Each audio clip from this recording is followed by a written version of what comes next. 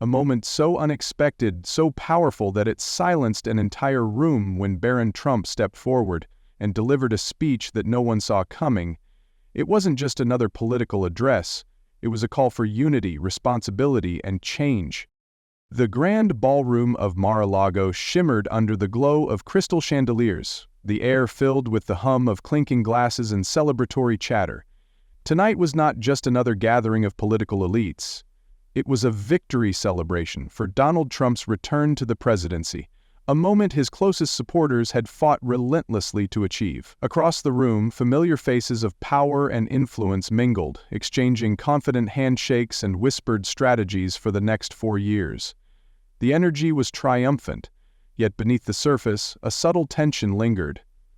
A quiet acknowledgement of the deep divisions still gripping the nation.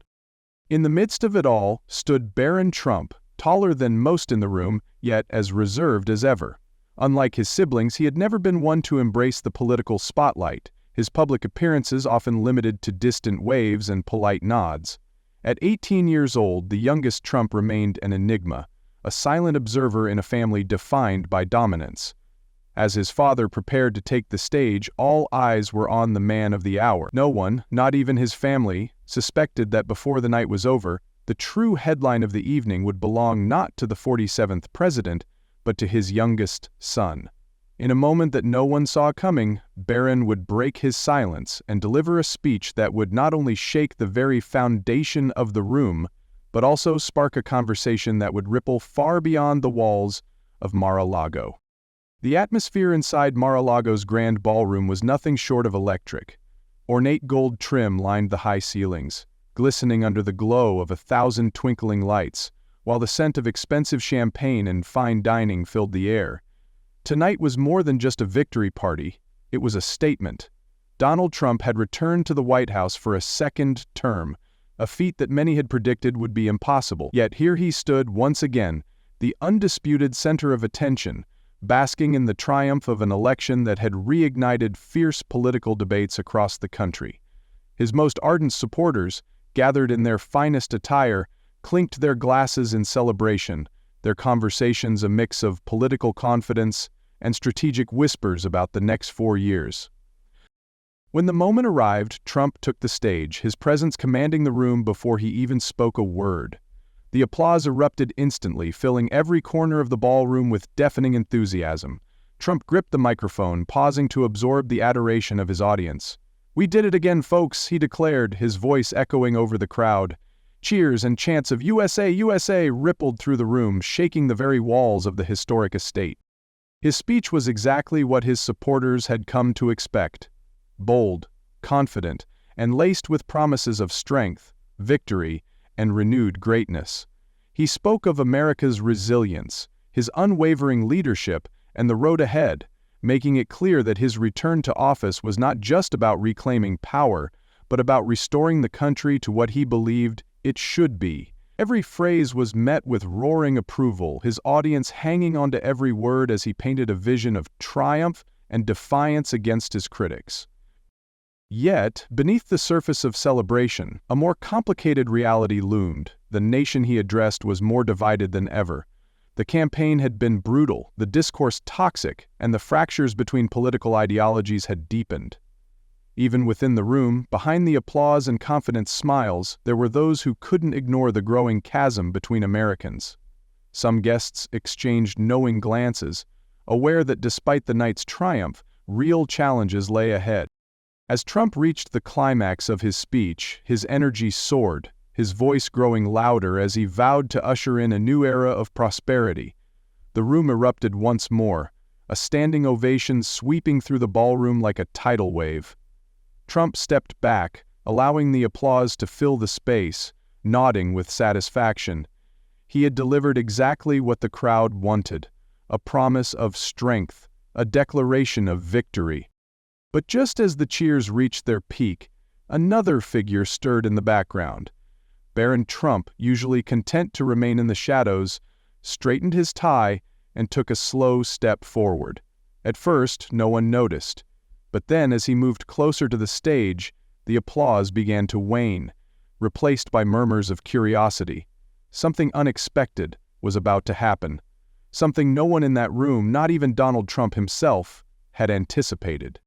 People exchanged puzzled glances, unsure of what was happening. Barron had never spoken at political events, nor had he ever shown any interest in the spotlight. For years he had remained a quiet figure in the background, more observer than participant. His sudden movement toward the microphone felt unnatural, almost out of place in a room full of seasoned politicians and powerful allies. Even his family seemed taken aback. Melania's eyes followed him with quiet intensity, while Donald Trump, standing just a few feet away, raised an eyebrow in curiosity but did not intervene. As Barron reached the podium, the murmurs grew louder. Why was he stepping forward? What could he possibly have to say? Even those closest to the Trump dynasty seemed unsure. Some in the crowd expected a brief, scripted thank you message, a symbolic gesture of support for his father, but others, particularly the journalists in the room, sensed something different. There was no teleprompter in front of him, no notes in his hand. Every eye was now locked on the young man who had, for most of his life, remained in the background. At 18 years old, Barron looked more like a statesman than the quiet boy the world had known, but his face wasn't one of political confidence. It was one of quiet determination, of someone who had held something back for too long. He adjusted the microphone, took a slow, deep breath, and then he spoke. "Tonight isn't just about my father. It's about all of us." The room, already still, became utterly motionless. Something significant was unfolding, and no one, not his family, not the political elites, not even his father, had seen it coming. The weight of Barron Trump's words hung in the air, drawing the entire room into an unnatural stillness. The murmurs had vanished. The clinking of glasses had ceased. Every person in the ballroom was now frozen, waiting, listening. His voice, though quieter than his father's commanding cadence, carried something else: sincerity. It was raw, unpolished, but unmistakably deliberate. Unlike the speeches that had preceded his, this was not about victory or power. It was personal. "For most of my life, I've stood in the background," Barron admitted, his eyes scanning the crowd. "I've watched my father, my family, and all of you shape the world we live in. I've seen the debates, the divisions, the celebrations, and the conflicts. But I've always wondered, where do I fit into all of this?" A few guests shifted uncomfortably, unsure of where this was going. Others leaned in, intrigued. Barron wasn't speaking like a politician or a son defending his father. He was speaking like a young man who had spent years silently observing, absorbing, and wrestling with the realities of the world he had been born into. "I never thought my voice mattered," he continued, his tone even but reflective. "I believed my place was to watch, to stay silent, to let others take the stage. But silence hasn't solved anything." A ripple of tension moved through the room. This was not the safe, rehearsed remark people had expected. This was something else. An unscripted, deeply introspective moment that no one had prepared for. Even Donald Trump, whose speeches had always been the loudest in any room, stood still, listening. "I've seen the way people talk about us," Barron said, his voice calm but firm. "I've read the headlines. I know the assumptions people have about me, about my family. I know how divided this country is, how much anger there is on all sides." He paused, letting the words sink in. The weight of the moment was not in what he was saying, but in the fact that he was saying it at all. "But I also know this," he said, his expression unwavering. "We don't fix a broken country by screaming at each other. We don't build a future worth inheriting by staying in our own corners, refusing to listen." Barron Trump, the quietest member of America's most controversial political family, had just challenged the entire room, not with arrogance, but with truth. Barron let the silence settle before continuing, his gaze steady as he looked out over the room filled with some of the most powerful figures in the country. The tension in the air was thick. This was not the speech they had expected at a victory celebration. Yet no one interrupted. No one dared to look away. There was something undeniably compelling about the youngest Trump finally stepping forward, not as an extension of his father's legacy, but as an individual grappling with the weight of the world around him. "For years, I've watched people argue, fight, and divide themselves over politics," he said, his voice measured, unwavering. "I've seen people cut off friends, families break apart, and leaders, on both sides, use our differences as weapons instead of opportunities to build something better." His words weren't accusatory, but they carried a quiet weight, a truth that many in the room had contributed to but few had ever acknowledged. Some of the political figures shifted in their seats. Even those who had spent their careers shaping narratives couldn't predict where he was going next. "The hardest thing to admit," Barron continued, "is that we've all played a part in this, every one of us, whether we lead, whether we follow, whether we stay silent. We've let anger define us more than understanding, and I'm just as guilty as anyone else. For years, I stayed quiet because I thought my voice didn't matter. But staying quiet hasn't solved anything, it's only made things worse." His voice, still steady, carried no rehearsed bravado or dramatic flair, only honesty. A different kind of power, one that wasn't about control, but about accountability. "We, the next generation, don't get to choose the world we inherit," he said, his tone sharpening slightly, "but we do get to choose how we shape it moving forward. We can either continue down the same path, one where we refuse to listen, where we see the worst in each other, where we believe that winning is more important than understanding, or we can make a different choice." Barron let the words settle, his eyes sweeping the room. It wasn't a plea. "I'm not saying we have to agree on everything," he continued, "because we won't, and we shouldn't. But we do have to agree on one thing, that this country, this future, is worth more than the fights we keep having." A murmur rippled through the crowd, small, uncertain, but undeniable. No one had expected this from Barron Trump. No one had expected him to stand in front of the most influential people in America and tell them directly that they had all failed to build something worth inheriting. "But we can fix it," Barron said, his voice firm now. "And it doesn't start with policy. It doesn't start with a president. It starts with us, with how we treat each other, with whether we choose to listen instead of shouting, with whether we build or just keep tearing down." And just like that, the entire night shifted. What had begun as a celebration had become something else entirely, a moment of reflection, a reminder that true power isn't just in winning, but in deciding what to do with that victory. For the first time that night, there was no immediate applause, not because his words hadn't landed, but because they had landed too well.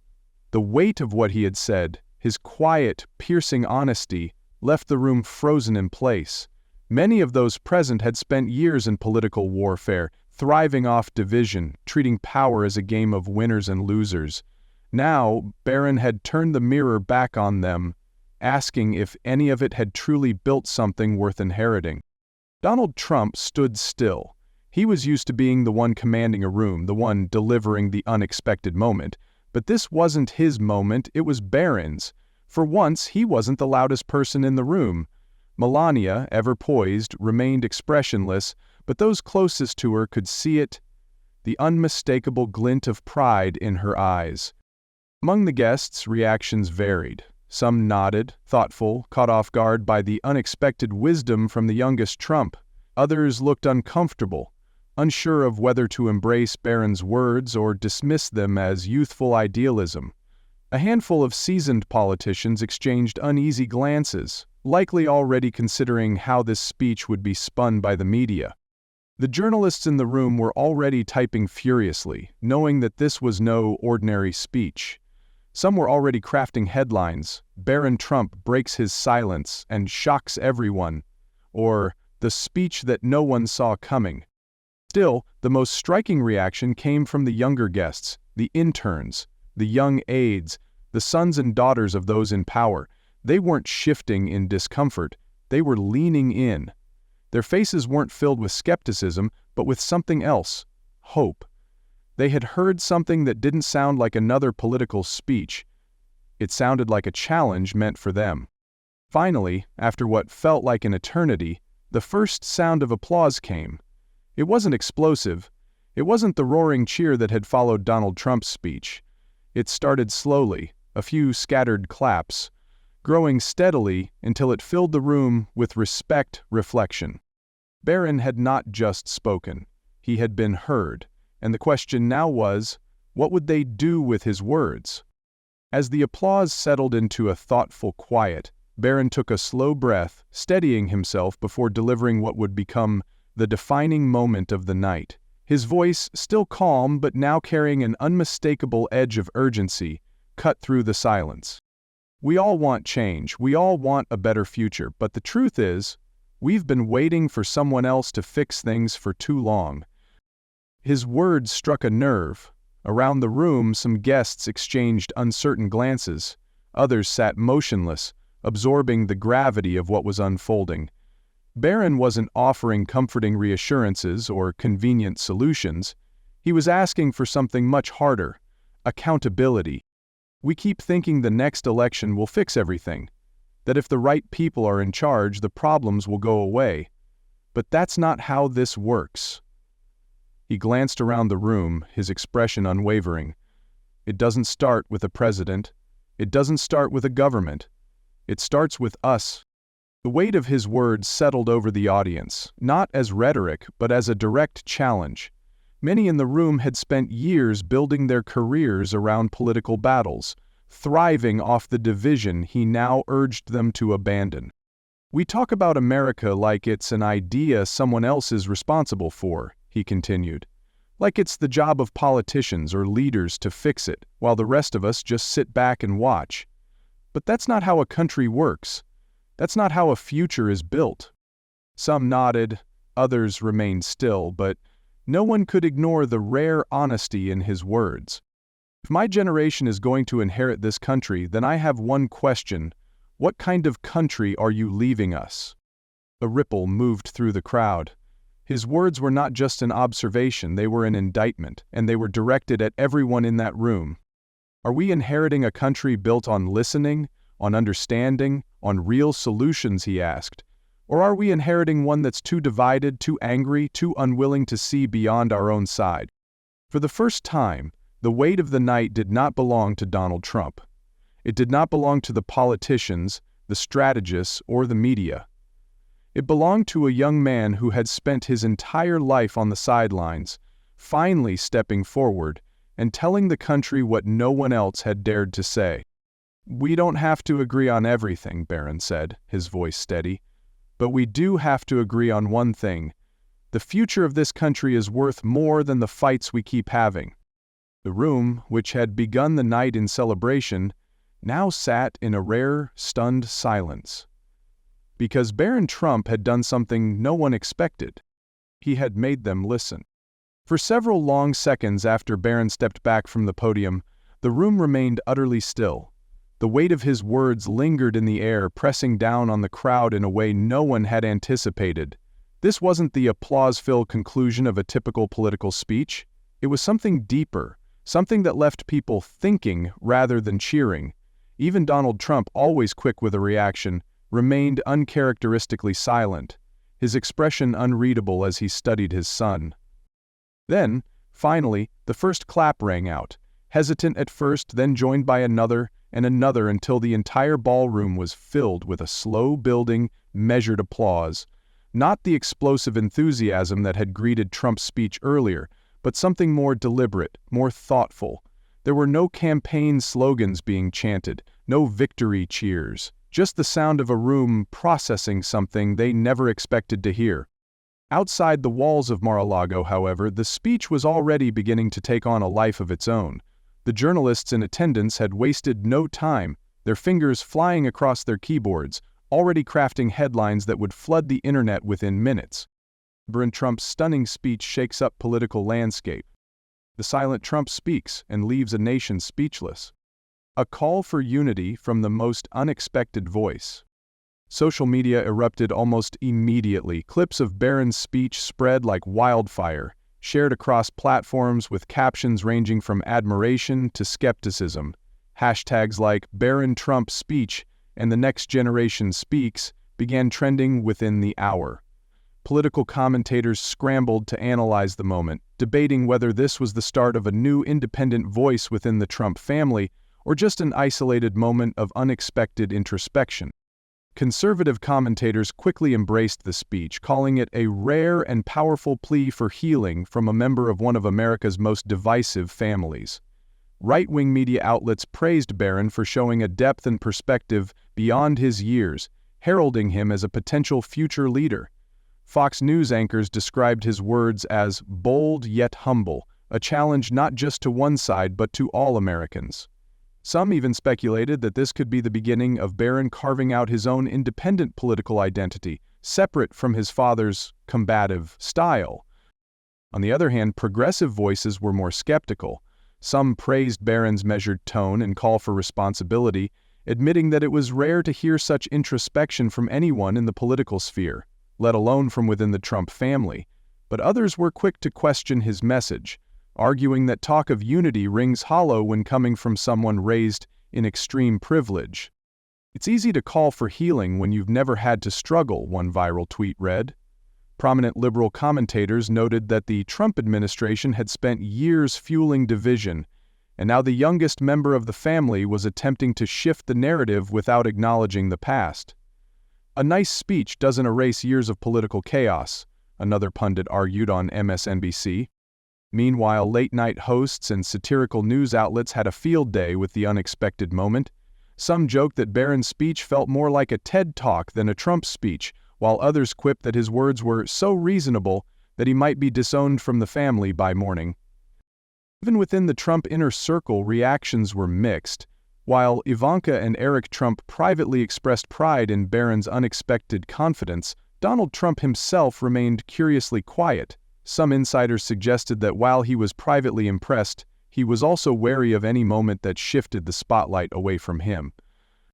In the end, Barron's speech was neither universally praised nor outright dismissed.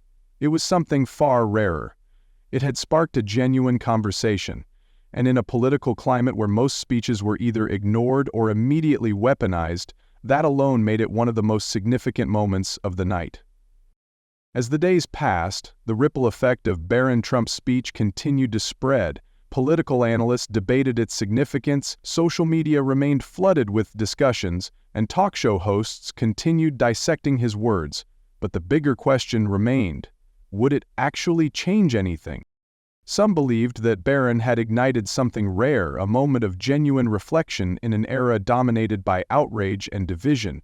His speech had already begun inspiring grassroots movements, particularly among younger Americans who had long felt disillusioned by the political landscape. Student groups at universities began hosting common ground forums, citing Barron's speech as the catalyst. Social media movements urging people to listen first, argue later, gained traction as young people resonated with his call for accountability. However, critics remained skeptical. Some argued that a single speech, no matter how heartfelt, could not undo years of political division. Others pointed out that the Trump name itself was too polarizing for Barron's message to be embraced across ideological lines. Had his speech been delivered by anyone else? Would it have been taken more seriously? Within the Trump family, the long-term impact of Barron's speech was still uncertain. Some speculated that this moment could mark the beginning of his own independent path, one that, intentionally or not, distanced him from his father's brand of politics. Others dismissed the idea, believing that once the news cycle moved on, so would any lasting significance. And yet, there was something different about this moment. Unlike a campaign rally or a partisan declaration, Barron's words had not been about winning or losing. They had been about responsibility, about what comes after the fighting ends. Perhaps his speech would be forgotten in the endless churn of political discourse, or perhaps it had planted a seed, a reminder that real change does not begin in Washington, but in the conversations we choose to have and the actions we take every day. As the days turned into weeks, the debate over Barron Trump's speech continued, but the true test of its impact was not in the headlines or social media debates. It was in the choices people would make moving forward. Would his words fade into just another viral moment, or would they inspire real change? That answer was not up to Barron alone. It was up to everyone who had heard him. His message had been simple but profound. Change does not start with politicians, policies, or elections. It starts with people, with the way they listen, the way they engage, and the way they choose to bridge the divides that have fractured the country for so long. It was not a partisan plea, nor was it an attempt to erase the past. It was a challenge to leaders, to citizens, to his own generation, a challenge to take responsibility for the future they were shaping. Barron had not asked for applause, for validation. He had asked for action, and whether people agreed with him or not, they could not ignore him. He had stepped out of the shadows, not to defend his family, not to push an agenda, but to make a point that transcended politics. If the next generation is to inherit this nation, it must be worth inheriting. Perhaps his words would be forgotten, swallowed by the never-ending cycle of political discourse. But perhaps, for some, they would serve as a reminder that unity is not about agreement, but about the willingness to listen, and that real change begins not in speeches, but in the small, everyday choices people make. The story of Barron Trump's unexpected speech teaches a powerful lesson about the importance of personal responsibility in shaping the future. It reminds us that change does not come from leaders alone, but from individuals willing to listen, engage, and challenge the status quo. Barron's words emphasize that division thrives when people refuse to understand one another, and unity isn't about agreement, it's about the willingness to have difficult conversations. His speech also highlights that youth voices matter. Often overlooked in political discourse, young people have the power to influence narratives and inspire action. The lesson here is that change begins in small moments, through dialogue, reflection, and the choices people make every day. Whether or not his words lead to lasting impact, they serve as a reminder that the future is built not just by politicians, but by the people who choose to rise to the challenge.